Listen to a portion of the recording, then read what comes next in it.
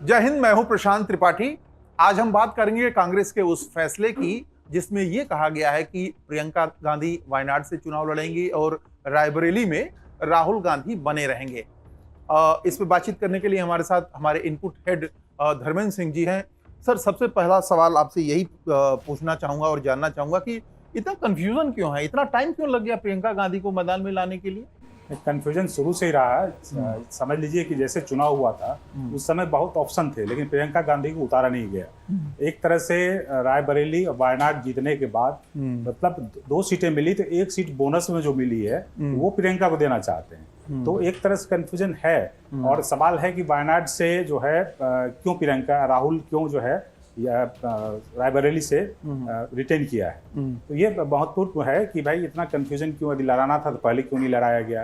अब जो है आपको 2 सीट मिल गया तो फिर वायनाड से क्यों प्रियंका को लिया गया, उनकी क्या रणनीति है। उसके रणनीति के साथ ये विरासत की राजनीति है। एक मतलब ये कहना छोड़ी हुई सीट पे प्रियंका आ रही हैं, आप छोड़ी हुई सीट पे प्रियंका आ रही हैं, उनको जगह नहीं दी गई। छोड़ी हुई सीट पे है। मतलब एक तरह से उसमें ये भी है कि एक तो विरासत की राजनीति है, क्योंकि राहुल गांधी राजनीति में हैं और प्रियंका गांधी बहुत दिनों से इंतजार कर रही थी, मेहनत भी कर रही थी, लेकिन अब जो है उनको कहीं न कहीं जो जगह मिली है। दूसरा जो है वहाँ पे राजनीति ये भी है कि उत्तर और दक्षिण को जो है वो साध के रखना है। मतलब ये विरासत का बंटवारा आप बता रहे हैं कि हो गया। अब विरासत का बंटवारा तो है ही। सोनिया गांधी जब रायबरेली गई थी तो वो बोल चुकी थी तो मैं आपको अपना बेटा सौंप रही हूँ, ये पूरा देखेगा। एक तरह से जिस तरह से रजवाड़े घराने में जिस तरह से विरासत को सौंपा जाता था, वो अंदाज सोनिया गांधी का वही है। आप पुराना कांग्रेस के इतिहास को भी देखें तो इंदिरा गांधी को नेहरू ने बढ़ाया, फिर इंदिरा गांधी ने संजय गांधी को बढ़ाया। संजय गांधी की मौत के बाद जो राहुल गांधी को लाया गया, उसके बाद संजय गांधी की मौत के बाद जो है राजीव गांधी को लाया गया। राजीव गांधी की मौत के बाद बहुत दिन तक इंतजार में रही सोनिया गांधी, फिर राजनीति में आई। तो उसके बाद फिर जो है राहुल को लाया गया। अब एक लंबे इंतजार के बाद जो है प्रियंका गांधी को लाने की कोशिश हो रही है। एक तरह से बैलेंस हो रहा है। मतलब एक जैसे संपत्ति का बंटवारा होता है उस तरह राजनीति में बंटवारा हो रहा है। एक तरफ राहुल को, दूसरी तरफ जो है प्रियंका गांधी को देने की कोशिश की जा रही है। अच्छा, ये आपको क्या लगता है कि इसके पीछे क्या स्ट्रेटजी है? जो उत्तर भारत है वो राहुल को दिया गया, दक्षिण प्रियंका को दे दिया गया, तो क्या इसमें भी कुछ आप देख रहे हैं? इसमें है, चूंकि देखिए कि चूंकि इस बार जो जीत हुई है 99 सीट जो मिली है, तो कांग्रेस का कॉन्फिडेंस बढ़ गया है। वो किसी भी स्थिति में चाहता है कि मेरी उत्तर में भी राजनीति चले और दक्षिण में चले। चूंकि उत्तर जो है उत्तर प्रदेश 80 सीट है, इसी उत्तर प्रदेश के रास्ते ही जो है आप दिल्ली पहुंचते हैं। तो एक तरह से उत्तर प्रदेश यदि ज्यादा सीटें मिलती है तो सामान्यतः उसी पार्टी की सरकार बनती है। लेकिन आप एक देखें कि इसकी मजबूरी क्या थी, वायनाड या दक्षिण में प्रियंका भेजने की क्या वजह थी? वजह यह थी कि जब 1977 के बाद 1978 में जो चुनाव हुए थे चिकमगलूर, वहां से इंदिरा गांधी लड़ी थी चुनाव। इंदिरा गांधी चुनाव लड़ी थी, वहां से जीत गई थी। उसके बाद जो है फिर 1980 में फिर से हुआ चुनाव। जब हुआ तो उसमें हुआ कि भाई फिर यहाँ से लड़ेंगे, लेकिन वहां से नहीं लड़के वो अमेठी से प्लस एक और सीट से वहां से लड़ी थी। बाद में जो है वो अमेठी सीट को रिटेन की और उसके बाद जो है मेडक की सीट जो थी मेरे ख्याल से आंध्र प्रदेश की, उस सीट को छोड़ दिया। तो एक मैसेज चला गया था वहां पे कि भाई ये सीट से जीतने के बाद जनता को धोखा दिया। तो आप देखेंगे 1983 में वहां पे कांग्रेस की हार हुई और उसको जो है विपक्ष और जनता पार्टी खास करके उसको मुद्दा बना दिया।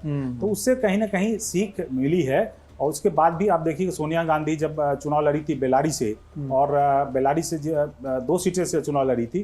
बेल्लारी से ये सुषमा स्वराज को हरा दिया था, लेकिन बेल्लारी जो है फिर उसने छोड़ के फिर अमेठी को रिटेन किया।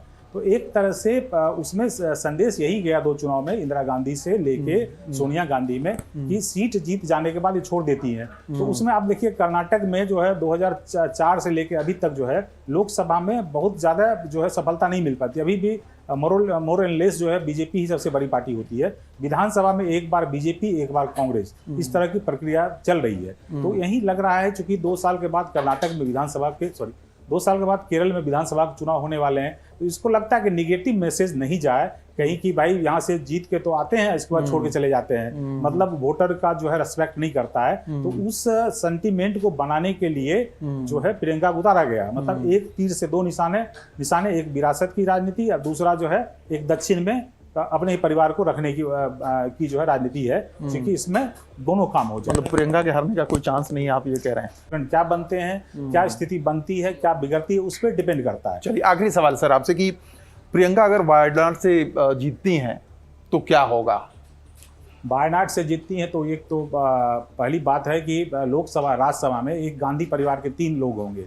एक सोनिया गांधी राज्यसभा से, और लोकसभा से राहुल गांधी, फिर प्रियंका गांधी भी होगी। तो लोकसभा में भाई बहन की जोड़ी जो है मोदी को घेरने में हो सकते सफल हो जाएं, क्योंकि प्रियंका गांधी जो अच्छी प्रवक्ता मानी जाती है, थोड़ा कैलकुलेटिव है, थोड़ा कूल भी है। राहुल में वो मेच्योरिटी अभी भी नहीं आई है, क्योंकि उसमें भी अभी लेफ्टिस्ट प्लस एक तेवर है, जो वो तेवर जो है जस्ट लाइक वो लगता है कि एक एक्टिविस्ट की तरह बात करते हैं। प्रियंका गांधी जो राजनीति समझती है, कूल है, अपनी बातों को रखना जानती है, लोगों को मिला जुला के भी चलना जानती है। तो एक तरह से दोनों तरफ से, एक तरफ से भाई घेरेंगे, एक तरफ से बहन घेरेंगे। क्योंकि लोकसभा में जो बहुमत नहीं मिला है, तो कहीं ना कहीं दोनों भाई बहन में कॉन्फिडेंस है, कांग्रेस में कॉन्फिडेंस है, और मोदी जी की कोशिश करेंगे ये दोनों कि हम पैदा कर सकते हैं। चलिए, जायज़ तौर पे कांग्रेस ने निर्णय लिया है कि वायनाड से प्रियंका गांधी को उतारा जाएगा और राहुल गांधी जो है रायबरेली में बने रहेंगे। इसका सबसे बड़ा जो असर है वो धर्मेंद्र सर के अनुसार लोकसभा में जरूर देखने को मिलेगा। जय हिंद।